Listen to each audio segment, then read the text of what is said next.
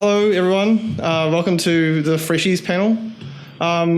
This panel is designed for new industry members to talk with some developers with a sort of wide range of experience. We've got people here who are brand new to the industry and people who've been working in the industry for quite some time.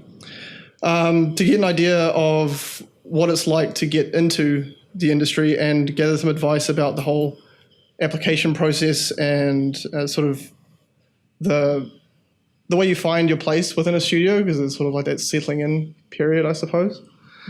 So our panelists that we have here, we've got Zoe Hobson and Aimee Johansson, who are both from Runaway Play.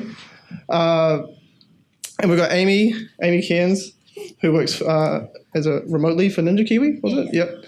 And we've got Suhail, who's a game designer at Aurora 44.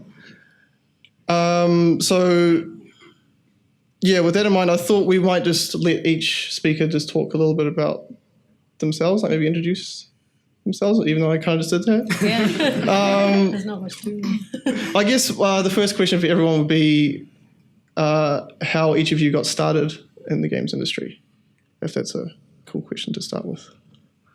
So I'll start with Zoe. Yeah, I shouldn't have sat closest to you. So I'm going to have to start everything. Can everyone hear me okay? I don't know if that's actually... Yeah, sweet. Cool. So I guess just a very brief background on me. So I'm the managing director at Runaway Play, and my background is mainly in film and television. I've only been in the games industry for 2 years, so I am fairly new to the industry myself. How I got into the industry was I've been working in film and TV for sort of 10, 15 years and really love the entertainment industry and love producing content for people. But I went to a talk earlier today. I was talking a lot about crunch, and the film and TV industry, sort of 12 to 14-hour days are pretty standard for every day, and I was a little bit over wanting to do that every day. Also, I was a little bit sick of making films and having them go out there and then just not having any control of them after they'd been distributed and they were out there, like there's nothing else you can do. And so the games industry has always had a lot of appeal for me in terms of being able to make things and iterate on them and then put out new releases and actually see how your audience is responding and then be able to, as a business, evolve and change in reaction to that. So I think that's really, really powerful. So I live in Dunedin now and was really interested in what was happening in game development in the city, and so started talking to Tim Nixon, who was the director of Runaway and is now the creative director, and I'm the managing director. So just started talking to him about what Runaway was doing, and he told me lots and it sounded really cool, and I was kind of like, oh yeah, well, we'll just keep talking. And then I was actually on maternity leave and Tim asked if I wanted to come work at Runaway, and I was kind of like, well, not right now because I'm kind of busy with a baby, but really soon I'd be really keen. And he was kind of like, cool, well, as soon as you can start, like, come join us. And so a few months later, I started at Runaway and was having my baby, like, brought into the office, made her feed because she wouldn't take a bottle. It was a bit of a nightmare, but the team was really, really awesome, and it's just been such a great experience for me. And one of the things that I've been very lucky with and I'm very grateful for is that the team at Runaway, like, there are no egos, and I've never been made to feel small because I didn't know something or because I was learning or because I was new. Everyone really respects each other, and it's been a really great learning environment for me. So we'll move on to the same question for Emma. So what was your introduction to the games industry? Right, so I'm originally from Sweden. So in Sweden I took a game design, I have a bachelor's degree in game design and science. And during those 3 years, with a major in arts, so I'm currently working as the art director for Runaway. And during those 3 years, I just hashed out a lot of games, did a lot of sort of small games just myself and a lot of bigger games together with my friends at the university, and entered some competitions and won some competitions. So I got to go to GDC Europe, where I met a bunch of people that introduced me to other people that introduced me to other people. So eventually I met a guy named Sean who was at the time Runaway's PR manager. And Runaway, this was in 2009, so Runaway was struggling finding an artist in New Zealand. So but Sean had met me and seen my games. Basically what I did at the conferences, I walked around with my games and I was like, hey, do you want to play my game? I just showed my game to everyone.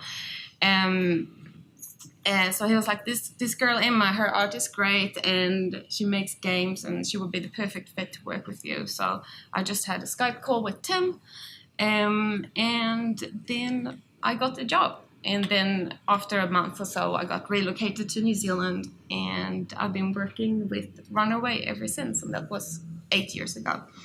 So yeah, my introduction to the industry was just taking an education and then mingling around, showing off my game, and then I got a job. Awesome.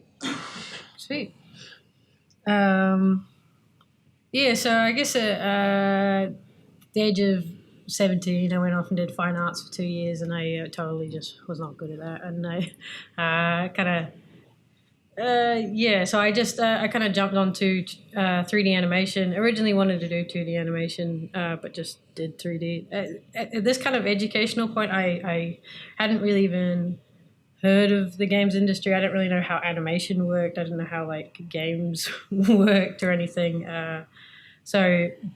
But at some point along that line, I kind of decided that I needed to get good at kind of high fantasy concept art and things, because I thought, yeah, that's a job, like Weta and games that are high fantasy and sci-fi. So I just went for that for a while. And that did just kind of get me fundamental skills in like color and light and things. And then I just quit animation college after 2 years. I mean, I guess I didn't quit because you get your first diploma, but then you can get a second diploma. And then from there, I was just unemployed, and I was going to go work at Carl's Jr. And then I actually, I couldn't get a job at KFC because it was too far away. Basically, sucks. No, but then because I was so focused on the digital painting, instead of actually doing the course of animation, I was able to do a lot of the kind of marketing art for the school at the time. So I kind of knew the marketing manager there, and then he was kind of like just telling me about opportunities that were coming along, and in exchange I was like helping at tables and stuff like that. And then he said, hey, the Ninja Kiwi is looking for an artist. I sent my stuff in and I got hired, and that's pretty much that. And I've been working at Ninja Kiwi for 4 years, from junior 2D 3D artist to ended up being art lead in the last year or so. And then I recently moved to Upper Hutt to be closer to like my family and things like that. And I've been working remotely as a concept artist since then, and doing my own stuff as well, part-time, for a good work-life balance, basically. Yep. So the way I got into the industry is probably not the most like, wouldn't really recommend it to everyone. So I dropped out of high school because I really didn't like doing anything that was involved with high school. So, and I kind of like, I'd been playing video games a lot and liked to draw, and my parents were like, you need to do something. So there was an animation school, so I was like, I guess I have to do that. So I went and I did that for a year, but I wasn't having too much of a good time there. So I did the whole year, and then I left and I was like, screw it, I'm going to do music now. I'm going to be a rock star. So I went and did music for about like 6 months, and I dropped out of that because I was like, I don't like doing this, and it was too much work. So then I went and said, okay, I'm going to be an artist again. So I decided to go and do fine arts. So I did that for 6 months and really didn't like it. So I stopped doing that. And then after that, I was like, maybe I should start messing around with video game stuff, because I play a lot of video games and I do art, and I guess someone has to do the art for it. So maybe that's the thing I could do. So I decided to study game art, and I did that for a couple of months and I dropped out. Because I still don't know what I was doing, because I left high school when I was 16, so I think I still am stupid, but I was more stupid then. So I think I had to go through a lot of like changes really quickly and see my student loan balance kind of like rise to scare me into actually sticking with something. So then I took a break again, kind of working on my own portfolio, and decided to go try to do game art again. And I was like, this time I'm going to do it. I'm going to like stick through it. I'm going to get all my skills up, and dropped it again. So I think that's 5 now. But I decided like I kind of know what I wanted this time. It was because like I know what I want to do. I know what I want to focus on. So I'm just going to focus on my portfolio for a few months and see where that takes me. And then luckily, one of my tutors was lead designer at Aurora 44. So I did a design test for them, and I'm currently working there as a designer, and I do some art sometimes as well. So yeah, that's how I got in. So yeah, be friends with lead designers at companies. That's a good way to do it. We expect Suhail to be leaving any month now. This time for real, I'll stick through it. There's enough to do to keep you busy. Yeah. I guess the next question is kind of more like maybe just, if anyone has any sort of points they'd like to make about it. But does anyone here remember like what their first day? I mean, Suhail maybe does because he's on. But does anyone remember what their first day was like starting at their respective studio? Are you going with me? Okay. Oh, anyone? Yeah. So first day was really nice. It was because we're still a pretty small studio, like relatively to, because I guess the only thing I'd really heard of before was like AAA companies that have like 9,000 million employees, and there's like a million security doors to get to anywhere. But I walked in and it was like, it's kind of like, it feels like a school group project, but you don't have to worry that people are going to slack off and not do their work. And like, so everyone's really friendly. You kind of just walk in, sit down, play the game for a while. Wasn't like jump in, get in, do your work. It's kind of just like become accustomed to the people, meet people, and just find out where the kitchen is and the coffee machine, most importantly. And yeah, it's just really chill. We kind of like start off with small tasks and kind of gradually build up to stuff that's a bit more important. So it kind of eases you in, and you don't like freak out on the first day and kind of end up breaking the game. But yeah, it was really like nice, smooth introduction to that. And also like knowing a lot of people at the company and being friends with them like really eases it as well. Yeah. Yeah, I'd say my experience was pretty similar. Except I didn't know anyone at all, and they put me right in the middle of the room, and it was just like complete overstimulation, like the lights blaring down, and it's a nice office, but I just was like very acutely aware of everything around me, and everyone could see my computer, so that was like, oh my god. But it was just find the coffee machine, and yeah. Yeah, so I started to work with Runaway remotely first. So I've been introduced to everyone, but I hadn't met them for real. So then when I first came, I remember being really nervous because I'd only seen them on Skype. And then I was like 10 minutes early, and I didn't have a key, and everybody else was like 10 minutes late. So I just stood outside for 20 minutes being really nervous.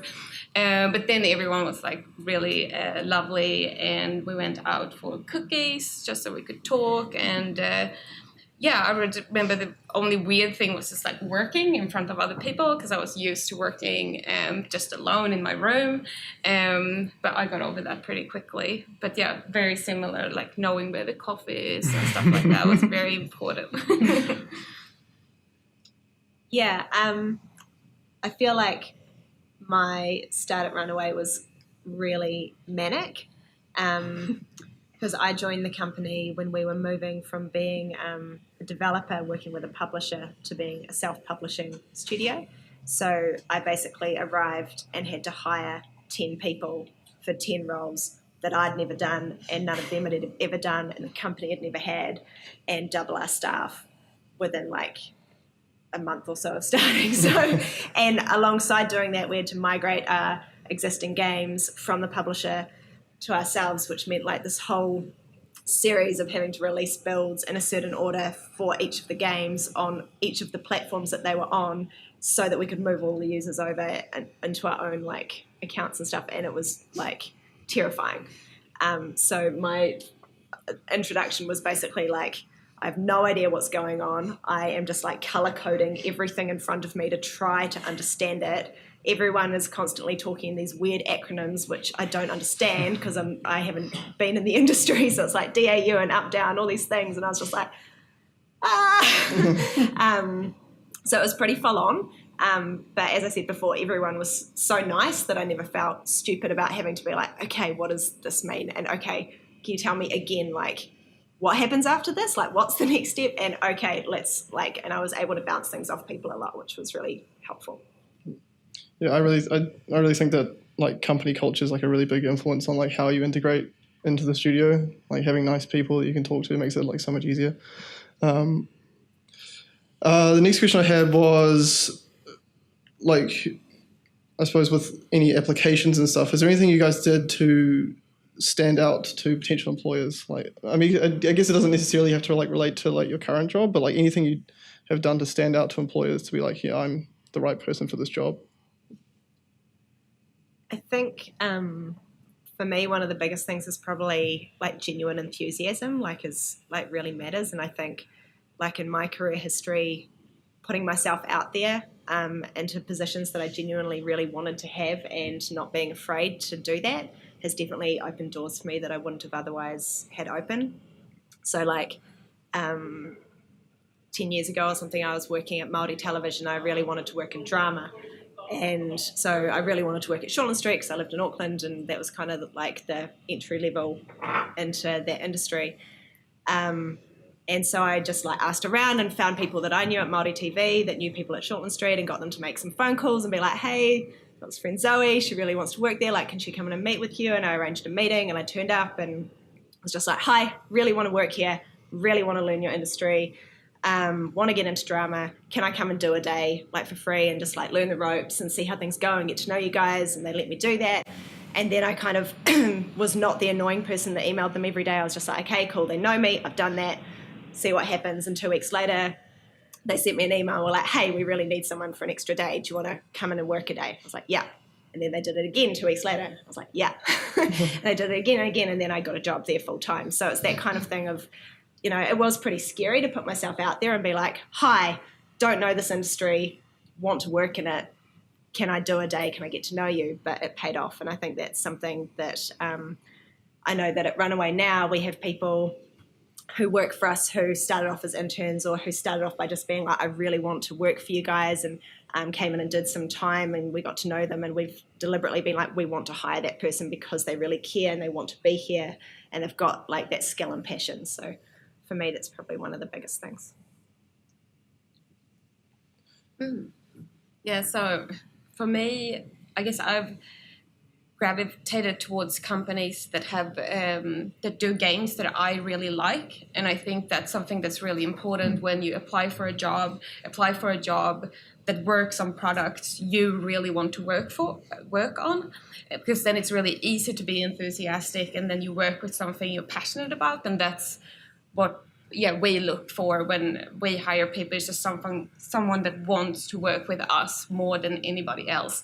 And I think when I applied, or when I was sort of interviewed for the job for Runaway, I think what made me stand out was that I was really sort of into games and the type of games that they were planning to develop at that time.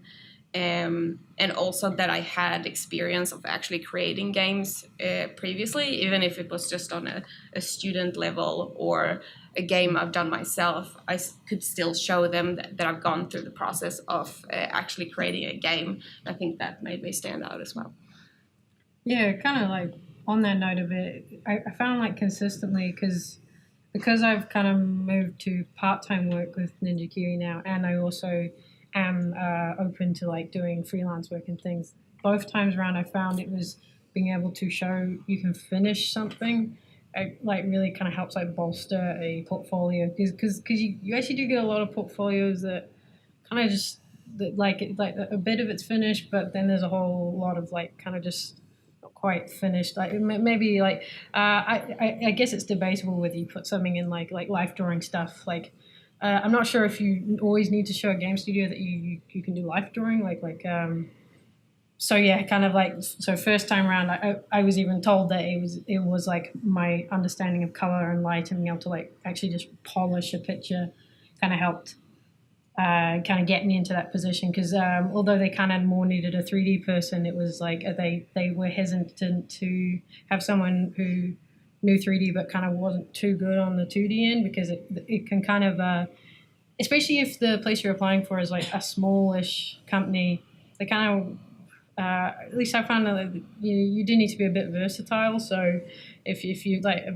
kind of too specialized, it can, it might affect things a little bit. But and then second time round, I found like now I get people coming to me, or thinking about collaborations or like job opportunities through kind of showing what I can do on social media. Like I couldn't do that the first time around because I didn't know really what I liked, and I didn't know. I didn't really finish things that often. I only finished things like maybe one thing a month. It's still like 12 portfolio pieces, but it's not much to kind of keep people like seeing you and stuff. So I suppose it's like working out what you like as well, and then being able to finish it and show it and share it. I find it like that has helped. It feels like that's what's helped me like stand out so far. Yeah. I think, being enthusiastic about stuff is probably the thing that helped me the most, because even though like my main role at Aurora is designer, by trade I'm an artist. So I think just game design was something I was just really passionate about, and I did when I was like tired from doing art, or like my arm was sore from drawing so much that I would like watch game design videos or just do stuff like that. And I think being enthusiastic about that kind of helped with just ingraining that stuff into me, and I guess I just did it so much that I was serviceable enough to do it as a job role, and because I have like art skills as well, it kind of helps. It just makes you more useful to have as an employee, because you can kind of tackle different stuff, or even tackle the same problems in a different way that maybe a designer who doesn't do any art might not be able to do. So yeah, I think just being really excited about the project as well, because like for me, I was really stoked about Ashen as a game before I got a chance to actually work on it. So that also kind of helped with, because you kind of want people to work on your game who enjoy the game. You don't want someone like working on it's like, I hate RPGs, and like making one of them is probably not going to be a fun job for you. So yeah, I think just know what you like and kind of work towards that, and kind of don't be afraid to show people that what the thing is that you like, and put your stuff out there and let people know. Cool. Just to add to that, I actually, when I was interviewed for NZQ, I'd only actually played one of their games once, and I talked quite a few of the people who ended up working at NZQ didn't actually know about any of the games before they existed. So it's not to say like lack of enthusiasm, like nobody was lacking enthusiasm, but I feel like I had I did kind of like tell them like what my priorities were at the time, and that was like an enthusiasm for like what I really cared about like sharing with the studio. So even if you, I mean, I highly recommend actually playing the games before you go apply at the places. But I know like sometimes,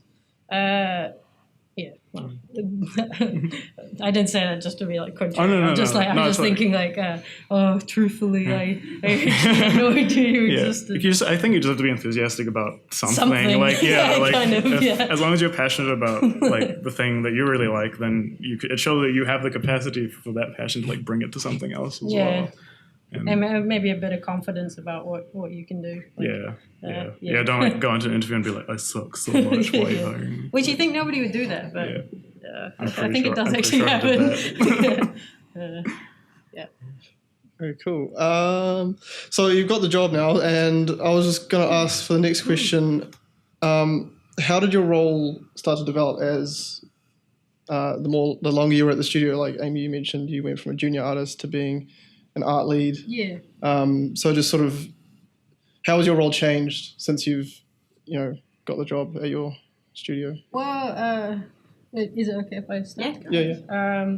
It was sort of like I felt crazy underskilled when I actually first started there. Although like I kind of knew what I could do, and I was like very keen to learn. I did feel like there was such a variety of tasks to do, and they hadn't had. I was the first 3D artist at the studio, so they never let work with someone who knew 3D at all. And I'd come straight from being a student, like no professional 3D experience or anything. I felt like a real urge to catch up a lot of the time, which maybe was a bit like much pressure at first, but I kept pushing it, and then they hired a really cool concept artist in my second year there, and he was just so much better than me that I once again I felt that need to catch up to his like speed and level, because I wanted to contribute more to the games. Like I was having trouble communicating verbally, and sometimes I didn't quite understand the games we were making, partly because I mostly had played like up until that point simulation games in my life, like The Sims and Roller Coaster Tycoon and Neopets and stuff. But I wanted to be able to express my point of view on things much more efficiently, so I just tried really hard to get better at drawing, basically, really quickly, and then also improve my 3D skills and go, okay, this is what I was trying to do. So I just kind of pushed it, and then from there that showed them that I had enough, like I knew how to kind of, even if I wasn't quite there in the beginning, I knew how to kind of like bring up the bar over a project like quite dramatically, I guess. And so by the next project, I ended up being the art lead on it, because they trusted that I could follow it from concept to finished like result to the 3D, because I could do it all the way along. And admittedly, I'm not the fastest modeler. I'm not like, it wasn't about being best at all of the roles. It was just kind of like being able to, I guess, prototype kind of to a good level, and having your one area of expertise that can really communicate for you sometimes what you can't always say in words. Like I tend to try and just communicate with pictures, like here's the proof that this actually is a result that works, and that involved actually having to tighten up the concept art, because sometimes the people who aren't doing art, they can't, like, that you can see what it's going to be, you can see the grand vision of this final thing, that like they're like, that bit's all blobby, and it's like, oh, that I didn't finish that bit, don't pay attention to that bit. Like, so yeah. Right, gone on a tangent a bit. All right. Yeah. So it was basically just and maybe it's just my own compulsive urge to just keep trying to. When I see there's a role that needs to be filled, I will just like go hard and like try and fill it.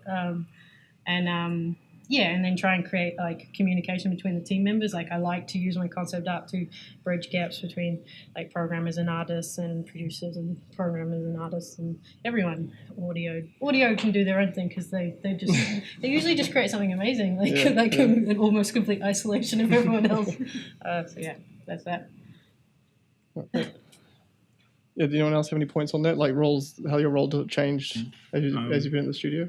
So I haven't been there super long, but my role has, like, I've jumped around a little bit in terms of departments. So my main role is designer, but I think during like design meetings, I'd kind of like sneak in like my drawings and be like, hey, Derek, I can draw as well. And then I think I did that enough that he was like, okay, I'll let you do concept for it as well. So I kind of do, I jump around between design and concept like a little bit, just depending on what needs doing.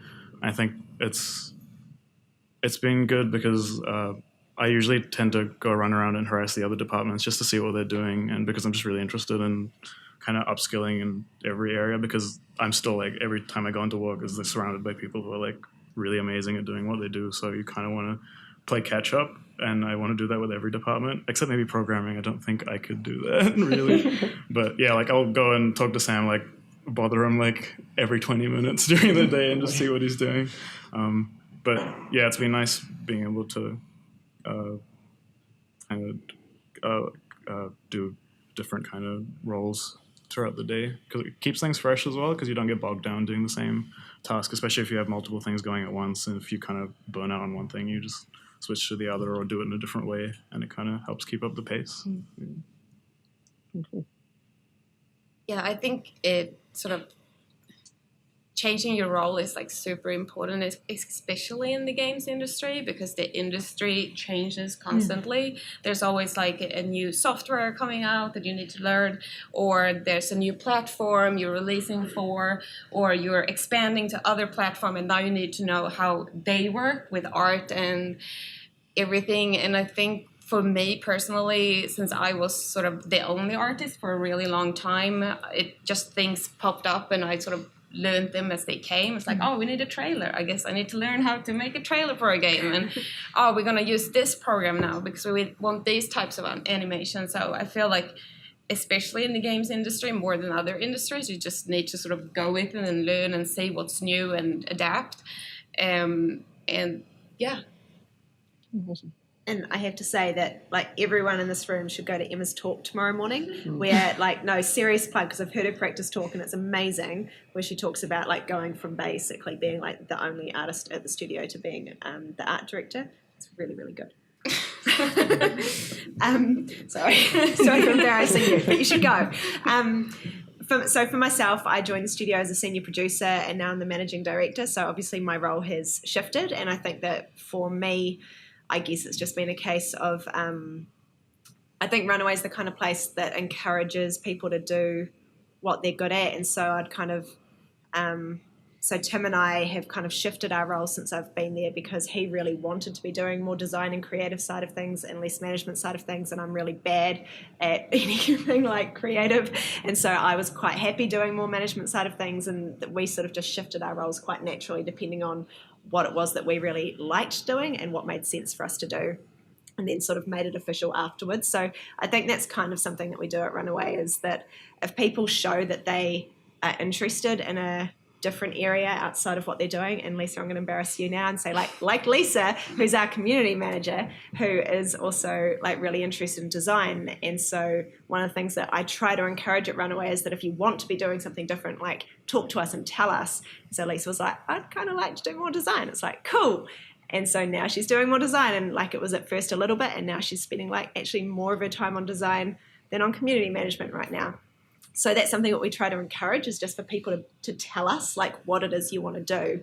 And then we'll try to move resources around in the studio so that we can move people towards the roles that they want to be in, and let people experience that, and then be either like, oh yeah, this is really what I want to do. Or maybe some people will be like, oh no, actually it ended up being different than I expected. And, you know, I think that's a really good thing to be able to do. Oh, awesome. So the next section that I've got here is just a specific question for each of you. So one each. So I thought I'd start with you, Zoe. You came to MDS and gave a talk while I was there about like your studio culture and hiring new people and stuff like that. And I thought it was really good. So I thought I was gonna sort of ask like the same sort of question. I was wondering if you could talk a little bit about what you look for in potential hires and the aspects of an employee that sort of stand out to you when you're reviewing people. Cool. So I've written a little list of, I guess, the key things of what we look for. As I said before, I think passion and enthusiasm is definitely like really important.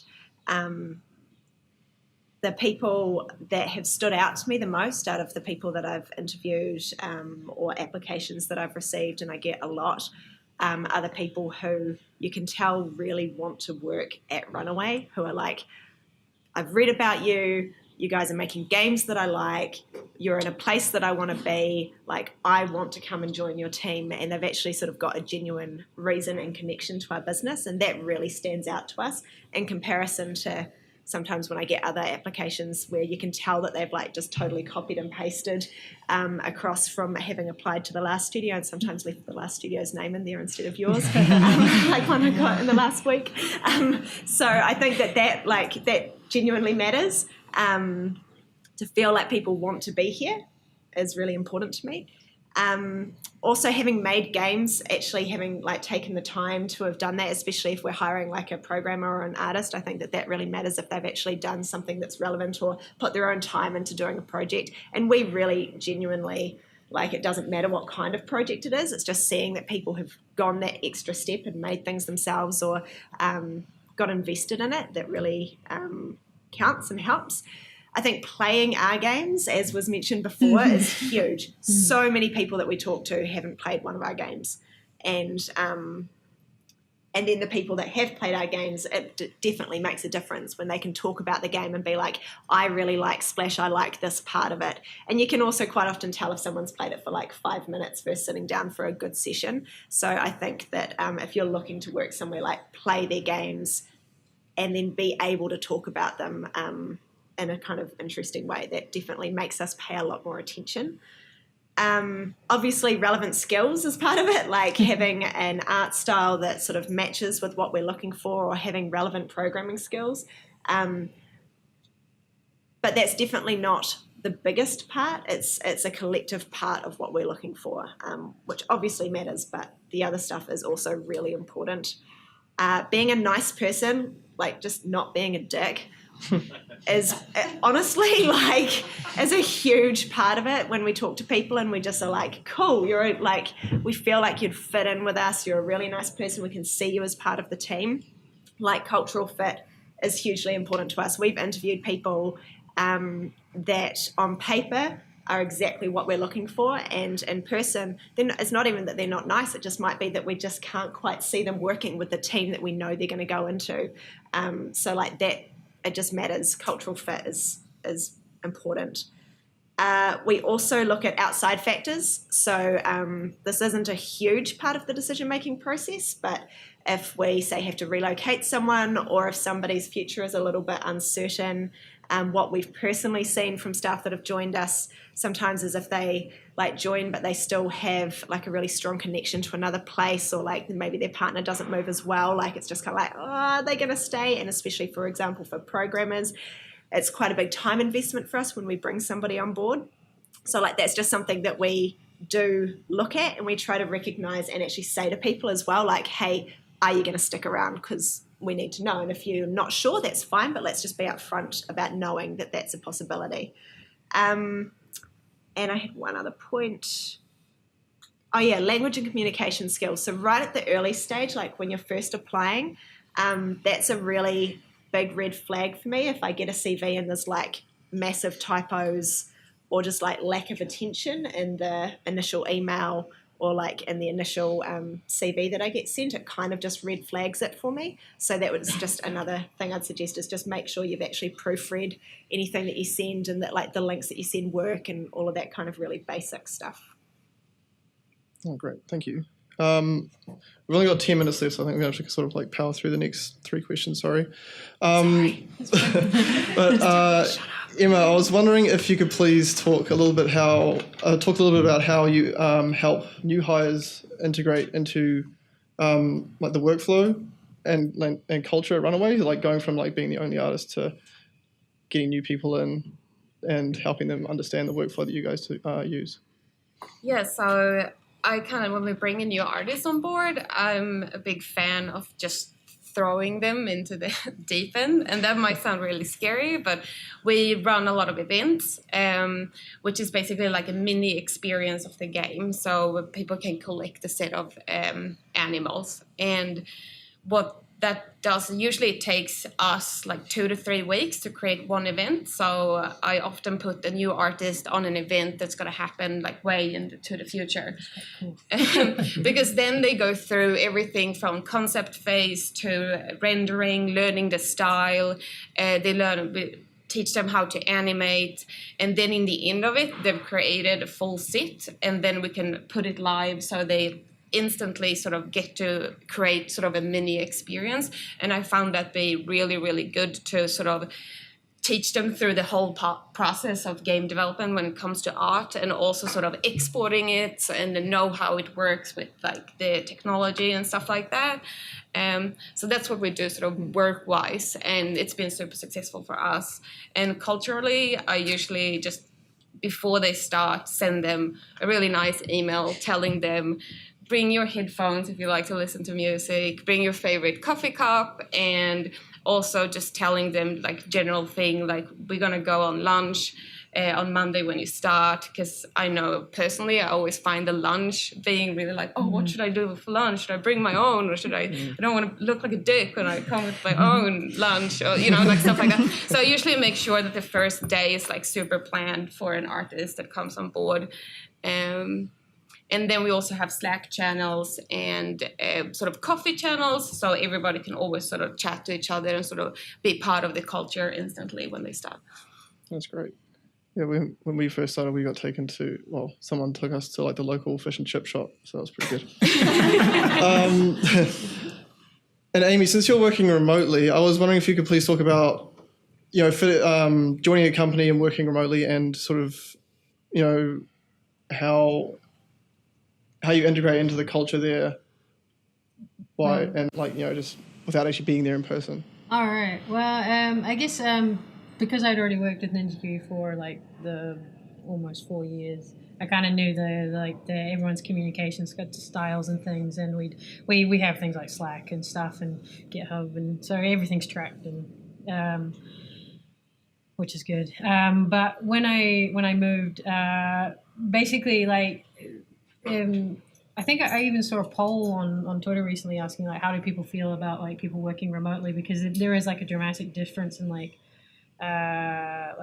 communication style, and some studios struggle to do it, they can't really create the best products. But basically I tried to make a really good effort to keep up a high level of communication, which is kind of something I was already known for at the studio. I was also known for kind of being crazy into organization, and so I guess that was points for me to the whole working remotely idea.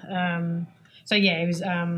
I do need to keep up a really good level of communication, work in the hours at the same time as everyone else, and kind of just pretend I'm there, even though I'm on the other side of the island. And we have calls sometime. I still need to get a webcam. Supposedly, seeing people's faces is good for human connection and stuff. I mean, I'm a bit solitary myself, so I enjoy it. But yeah, no.